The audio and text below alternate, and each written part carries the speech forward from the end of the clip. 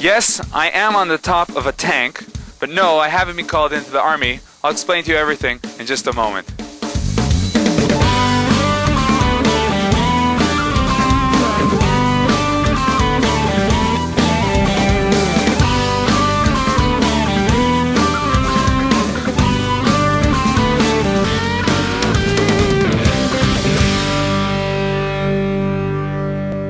Shalom and welcome to Israeli Salad. Today we are starting our program from Yad LaShiryon, the Armored Corps Museum and Memorial Center, which is located near Latrun, near the entrance to Jerusalem.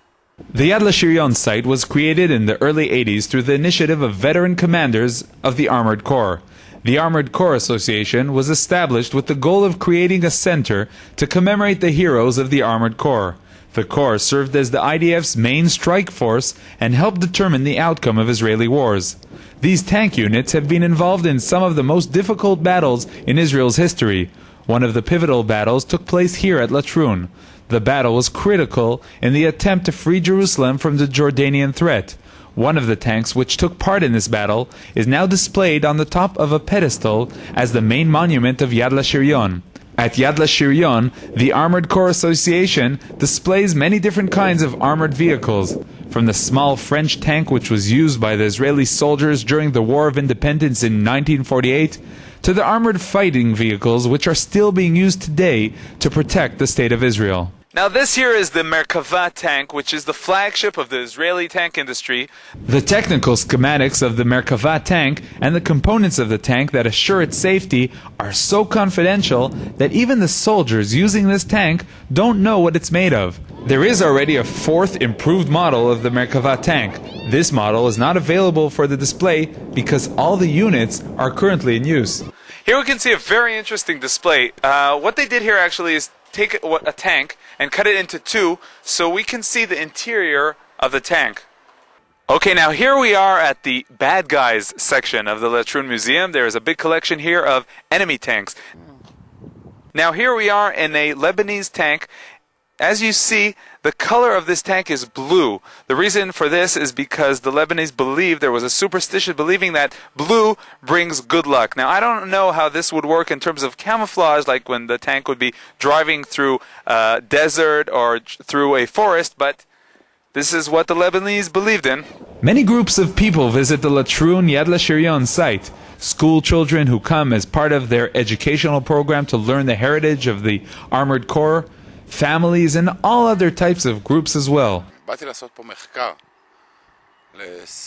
came here to do research for a movie that is planned to be filmed here in Israel. The movie will be about the armored convoys that tried to reach Jerusalem when the city was under siege. We saw a movie about the wars that showed the special maneuvers of the tanks. We saw all different vehicles, armored personnel carriers, tanks, and other special armored fighting vehicles.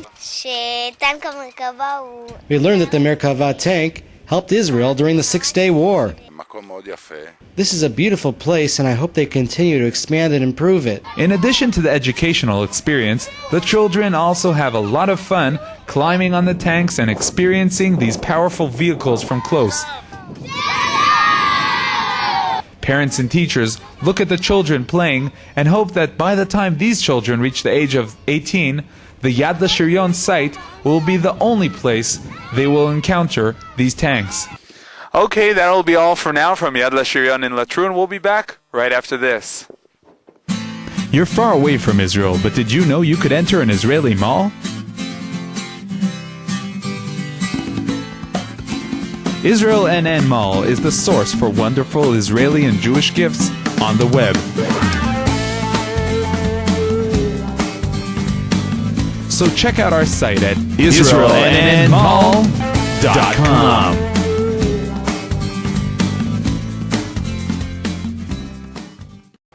Okay, now that we've met the tanks and the armored vehicles, it's time to meet the soldiers themselves. Now, we came here to the Jordan Valley, not just to meet any kind of group of soldiers, we came to meet the ultra-Orthodox soldiers of the Netzach Yehuda program, the Nachal Hareidi. The ultra-Orthodox Hareidi community refrains from joining the IDF service. Aside from the ideological reasons regarding the essence of the State of Israel, The main reason the Hareidi community does not join the army is the difficulty of maintaining their ultra-Orthodox lifestyle while serving in the army. In Israel, there is an option to learn full-time in yeshiva in place of army service. Until 2 years ago, this was the only option for young Hareidi men. The Netzach Yehuda program was established nearly 2 years ago by an association of rabbis who were looking for a solution for many Hareidi youth who had a hard time learning full-time. More and more, members of the Hareidi community are agreeing that there are people who are just not suited for the yeshiva system. The Rabbi Association contacted IDF officials and established Netzach Yehuda, also known as the Nachal Hareidi. It's a unit which was founded mainly for the supposedly Hareidi dropouts, the guys that didn't sort themselves out in yeshiva. And then it continued, and now it's for religious, all types of religious Jews. There's people from all over the place, guys from all different countries as well.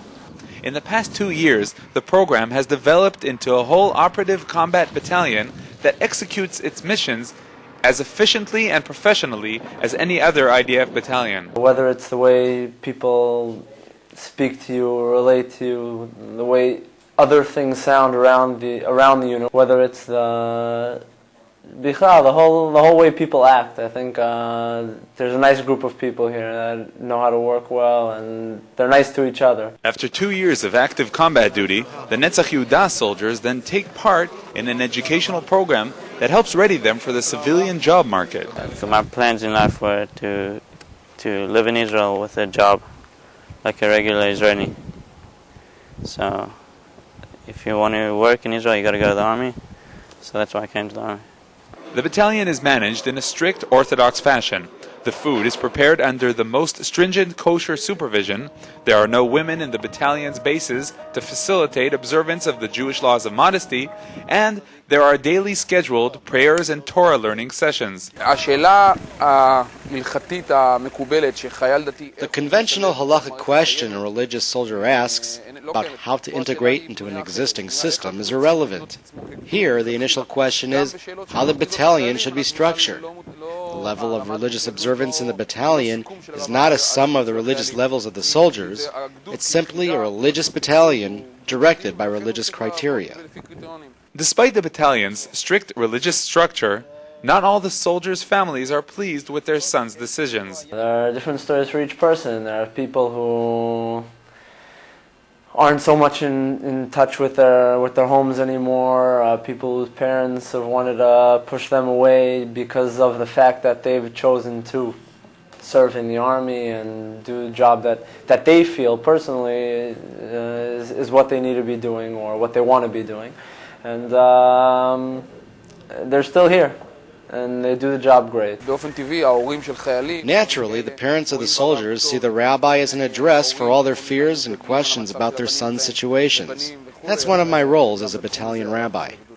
The soldiers and commanders see two main goals leading the Netzach Yehuda program. To be a unit in the army and be an operational unit on the highest level possible. The more inside goal, or goal that we have, I guess, inside the unit itself is to keep the bond that people have with Judaism and with their background without being pulled away from it. If someone believes in the cause they're fighting for, then I think they work a lot harder.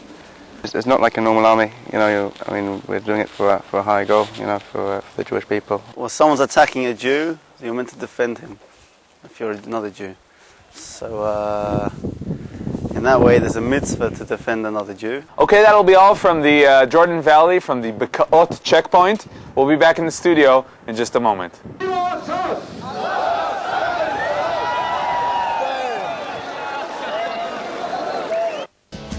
You are watching Israel National News TV. Welcome back. We now continue with our weekly insight, and we'll stick with the topic of army service in Israel. Shalom to Rabbi Samson in Jerusalem. We know there are a lot of debates and discussions about the army service. What is your opinion in terms of Israel's defense force? Shalom, Yoni. Shalom once again to all of our listeners. Yoni, when you talk about the army service, you're talking about something which is at the crux of our Jewish existence. And once again, if I can quote Rabbi Kook, he was so emphatic about the mitzvah, the Torah mitzvah and principle of going into the army. Not only the principle of lo ta'amod al dam re'echa, not standing idly by, watching your neighbor being mortally wounded, but even a mitzvah of milchemet mitzvah, that it is a positive precept to take weapons against your enemy, and such a state as exists today in Israel necessitates everybody who is capable of fighting in this holy war to really take arms and to join the Israeli army. And it's a mitzvah, no less than wearing tefillin, tzitzit, a kippah, or any of the other trappings of orthodoxy. An Orthodox Jew worships God by entering the IDF. Rabbi Samson, I understand that you too took part in this mitzvah of army service. Well, Yoni, as you see, I have white hair today, and they tell a story about a person in Europe when he heard that the Russians were looking for children to take into the forced duty in the army. He hid under the table, and the grandmother asked, you're 80 years old, how come you're hiding under the table? And he answered, what do you think, they don't need generals in the army? Well, I haven't made my way to a general, and having white hair, I am now been out of the army since the Gulf War. But up to that time, I was in a very good unit. It was called Yechidat Chilutz Upinoy, and it's the unit of Israel which is in charge of getting people out from rubbles and ruins that are caused by missiles that hit. Baruch Hashem, during the Gulf War, I was stationed in the Jerusalem area, and we had a very easy time during the war. Thank you very much, Rabbi Samson. The Weekly Insight is brought to you in cooperation with Machon Meir, the largest Zionist institute in Israel, bringing people closer to Judaism. Okay, that's all for this week. We'll close today's program with the hope that our army will be free from all danger and that the soldiers will be able to return safely to their families. Join us again next week. Until then, Shalom.